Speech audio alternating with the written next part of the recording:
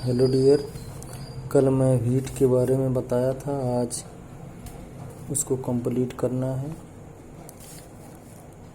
Heat की variety के बारे में, इसमें प्रमुख टाल वैरायटी है K68, K72, K78, K88, C306। Maghar नामक एक प्रजाति है जिसे K8027 बोलते हैं।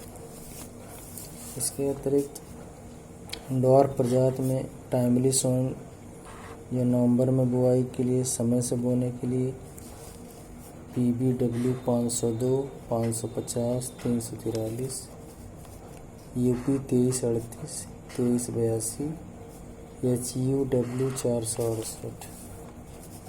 बौनी में लेट में बुआई के लिए जो दिसंबर माह में बोया जाता है PBW 509, 533, 590, WR 544, पूसा गोल्ड बोलते हैं।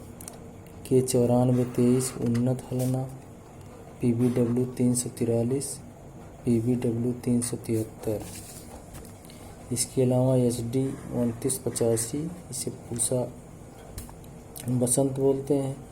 K9533 नैना प्रजाति है। K7903 हलना, UP 2565 और आज 3765। इसी प्रकार अनएरीगेटेड या सिंचित क्षेत्रों के लिए C306 Sujata, K8027 Maghar, K9465 Gomti,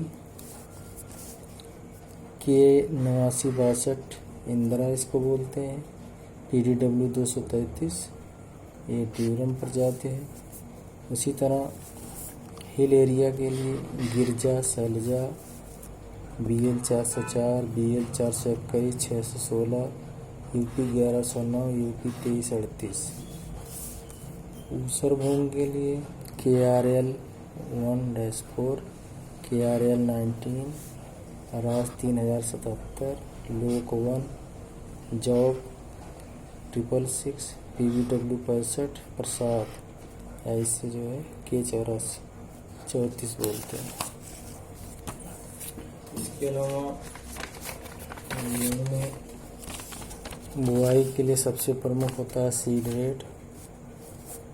अगर आप हल के पीछे बुआई करना या सीडे से बुआई करना तो 80 से 100 kg प्रति हेक्टेयर। डिबलिंग मेथड से बुआई करने पर 25 से 30 kg प्रति हेक्टेयर तथा अगर देर से या लेट सोइंग करना है तो 125 से 130 kg प्रति हेक्टेयर। गेहूँ के लिए समय से बुआई के लिए बौनी प्रजातियों में स्पेसिंग 20 से 22 सेंटीमीटर रो टू रो होता है तथा लेट में इसको कम करके 15 से 18 15 to 18 सेंटीमीटर। उसी तरह NPK देसी प्रजातियों के लिए 60N, 30P, 30K प्रति हेक्टेयर तथा डॉर्फ के लिए 120 kg nitrogen, 60 kg phosphorus, 40 kg potassium. ये सिंचित क्षेत्र के था। असिंचित के लिए देसी NPK क्रमशः 30, 15, 15 तथा डॉर्फ के लिए 60, 30, 30 यानी 60 kg N, 30 kg P, 30 kg K प्रति हेक्टेयर। गेहूँ में प्राय जिंक की कमी देखने को मिलती है। यह तराई क्षेत्र में ज़्यादा दिखता है।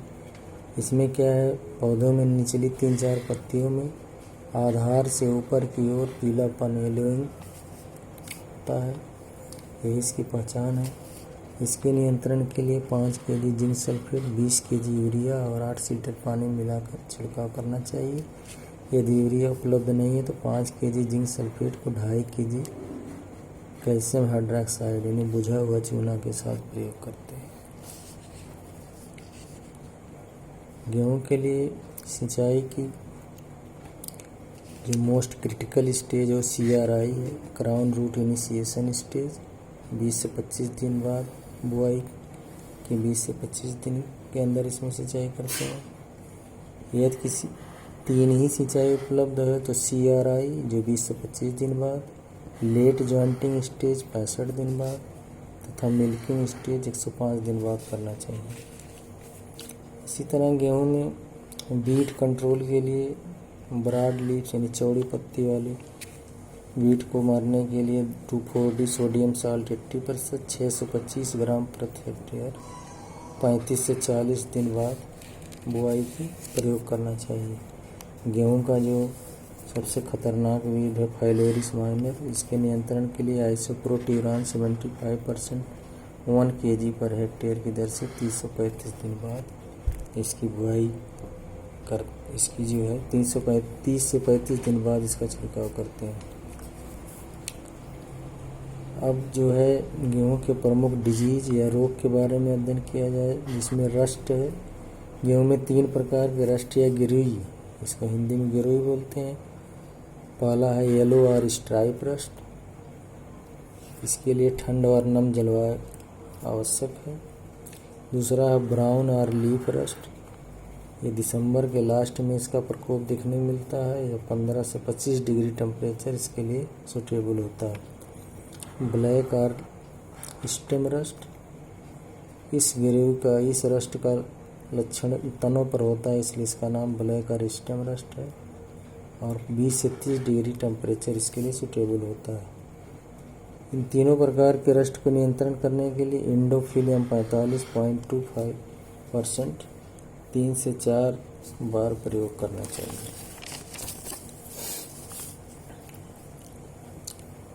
गेहूं में और एक बीमारी लगता है बंट 2 प्रकार के, एक करनाल बंट होता है, दूसरा हिल बंट। ये फंगस द्वारा लगने वाली बीमारी है। हिल बंट में सड़ी मछली जैसी गंध आती है।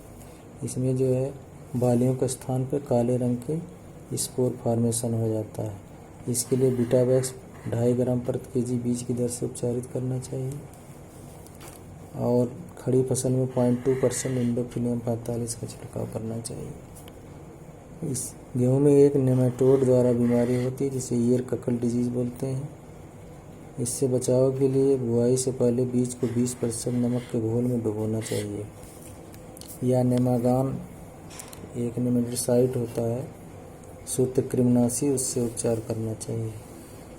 गेहूं में लगने वाले प्रमुख कीट टर्माइट, इसके लिए क्लोरपायरिफास 20 से 3 लीटर प्रति हेक्टेयर की दर से प्रयोग करना चाहिए। दूसरा है स्टेम बोरर, इसका डैमेजिंग स्टेज लार्वा होता है। 0.4% मिथाइल पैराथियन का छिड़काव करना चाहिए। और गेहूं में कुछ स्टोर ग्रेन पेस्ट भी लगते हैं, जैसे राइस पीबिल, इसको साइटोप्लस ओराइजी या सूंड वाला घुन बोलते हैं। दूसरा है ग्रेन माथ, राइजोपरथा डोमिनिका या बिना सूंड वाला घुन। तीसरा है खपरा बीटल या ट्रोकोडर्मा ग्रेनेरिया और चौथा है रेड फ्लोर बीटल या ट्राइबोलियम कैस्टानियम, इसको आटे की सुरसुरी बोलते हैं।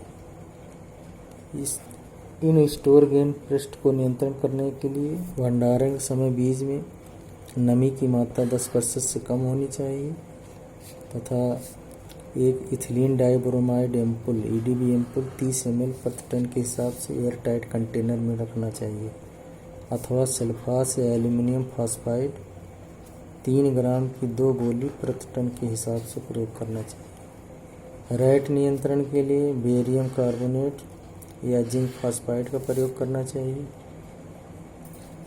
गेहूं जो है एक सेल्फ पॉलिनेटेड क्रॉप है, इसके लिए आइसोलेशन डिस्टेंस 2 प्लाट के बीच कम से कम 3 मीटर का होना चाहिए। इसके साथ साथ 2 institute, Indian institute of heat and barley research, एक करनाल हरियाणा में है, सिमिट इंटरनेशनल मेज एंड हीट इम्प्रूवमेंट सेंटर है मैक्सिको में है। Thank you.